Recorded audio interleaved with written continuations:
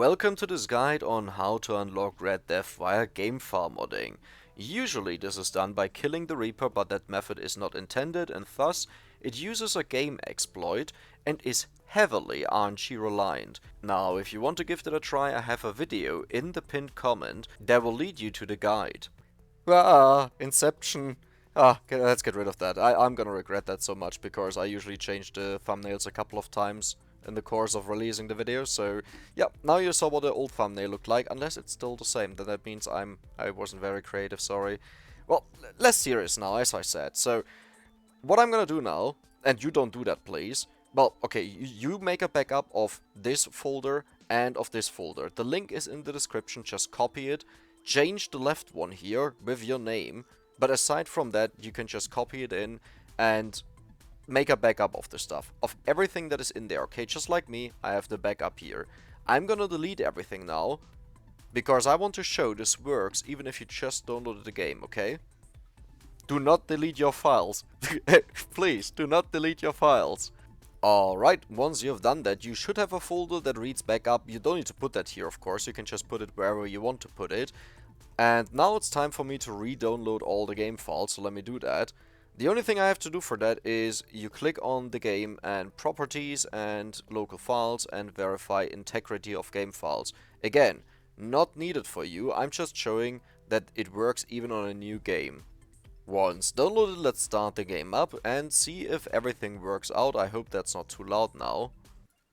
Well, you probably didn't hear anything because that was insanely loud. Yeah, let's change that to nothing. Maybe a little bit, you know? Yeah, like that, that sounds good. So, as you can see, this is a fully fresh game. I'm just gonna start a game with someone that everything gets created in the background, and now we'll just quit and leave. We don't need to stay in the game. This was just to make sure that everything is created, and now let's get into the stuff. The second directory link will take you to the SteamLibrary SteamApps Common, where you click on Vampire Survivors. This is where you made a backup from, hopefully. And now you go into Resources. Here you go into App, there you go into Webpack, there you go into Renderer, and then you find main.bundle.js. Let's open that in Notepad. To open that in Notepad++, just drag and drop it in, and there we go, it's opened. This is really hard to read, so what I recommend you doing is just click on Plugin, go down to Plugins Admin, and search for the following plugin. It's called JS Tool. I won't find it because I already have it, but it should show up and then you can just select it and install it. Once installed, just click on Plugins, JS Tool and JS Format. Still looks really rough and complicated, but we can now search for stuff and you can follow along. Press Ctrl F and search for the current game version. You can see that when you open up your game on the bottom right, it shows you the current game version, but you can also see it on Steam usually. Right now we are on 2.13, so if I search for that, and there we go. This is the game version, you can see there's a V in front of it, there's the EA for early access, and we are at the right spot. All you have to do now is go up to the first const that you see. I sadly can't give you this name because this constantly changes, which is ironic, but what you see in the back here, 0x1.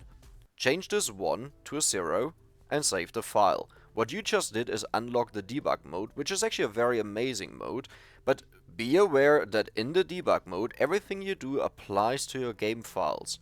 While most things will have no critical influence, some other things might take away the fun, for example if you unlock near unlimited gold.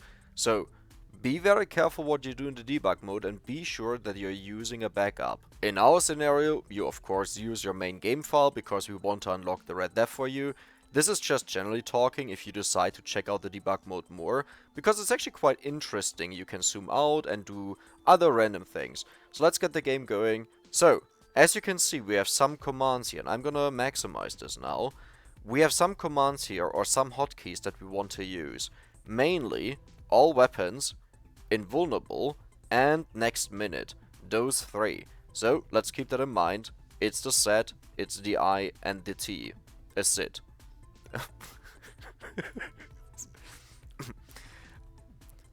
What I usually do is, I just go in here, I just press Z, this was maybe very loud for you, at least for me it was. Once you pick up a tiny piece of experience after activating this mode, you go up to level 234.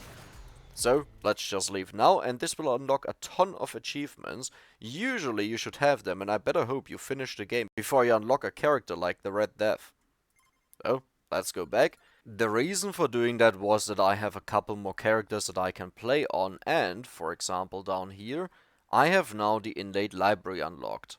Before I get into that, here you can see the age groups of my subscribers. I'm not asking you to subscribe, but if you find yourself in these age groups, then hey, just give me a chance and check out my content. I do a lot about Vampire Survivors, in fact, mainly about Vampire Survivors, as well as modding, challenges and other stuff. But now, let's get into this.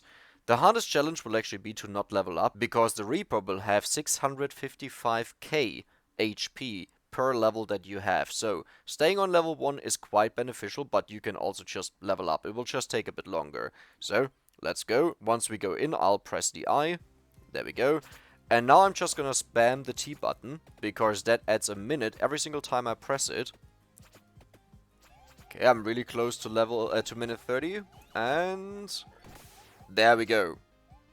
So, sorry, this is really loud, I know. I noticed that while editing the video, so I'm gonna bump down the sound, and let's continue.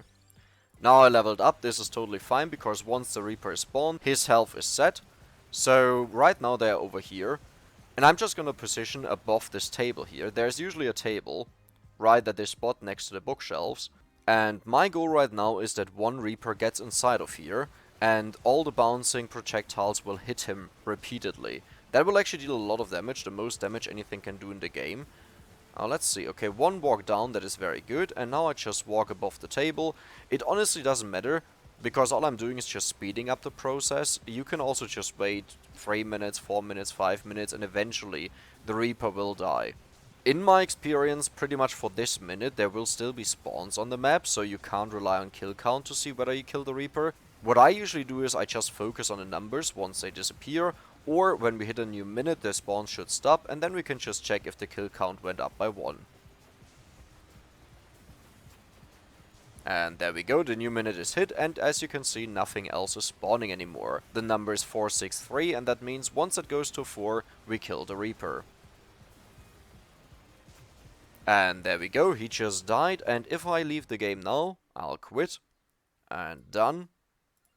And if you go into the menu now, you should have the Red Death. We are not done yet, because right now we are still on debug mode, so let's just close the game. Back in Notepad++, you should still be at the same spot, and all you have to do is change the 0 to 1. Now save the file, and I'll go back into Steam, open up the game, there we go. And, as you can see, the Red Death is still there, and he's playable, so I'll just select him, I'll select the inlaid library, and there we go. I have a lot of videos about him, so if you're curious about that, just check out the end card or the info card along the video, because, hell, he's a lot of fun. If you have any questions not answered in the video, then just let me know, I usually answer quite frequently. Have a nice day, and I'm out.